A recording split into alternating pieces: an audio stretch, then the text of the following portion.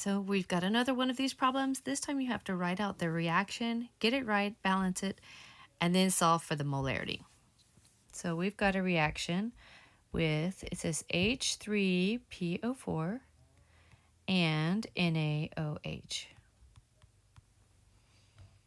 So this right here, that's the negative part, that's a minus and that's a positive. And then this right here, that's a -3, and then each hydrogen is a +1.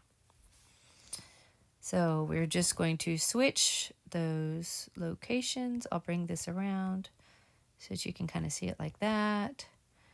And then the NaPO4. So let's double check our charges. Plus and minus works, but the Na and the PO does not work. So Na3. Now we're going to balance it. I'm probably just going to start with this H part, the H outside of a square, and compare it to this H. So I need a 3 here, and then that influences my OH. So I'm going to put a 3 here, which influenced my sodium, but it already had a 3. And my PO4s are still 1s. So we're good on them also. So now this is balanced, and I do recommend, a lot of people might think you look kind of crazy if you leave that as HOH. So you can write that as H2O. So the information that I have, I'm going to go ahead and convert it into liters in my head. I've got that many liters. And this is 2.0 molarity.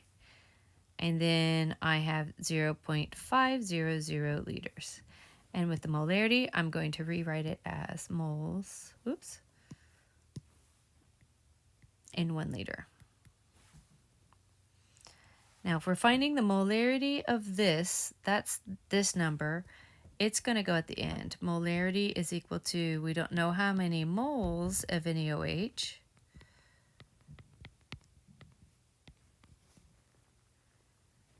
but we know how many liters of solution there were of the NaOH. This was just NaOH. This is like before the reaction. And then we're going to go ahead and do our math. So there's our liters. We're starting with a thing that has 1 unit, 020 liters, and that's of the H3PO4. And then I'm going to go with 1 liter into moles, and again, that's that H3PO4. And so that's 2.0 moles of that. And then I'm going to go from moles of H3PO4 into moles of NaOH. And that's going to give me my top number over here. So I just need my coefficients. Make sure you get the ones in the right place. It'd be so frustrating, right, if you did all the work and then you accidentally flip-flopped where the coefficients were. So always double check that. So my molarity is,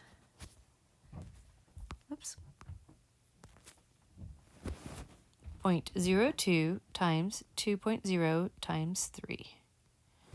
So that's 0.12 moles in 0.500 liters.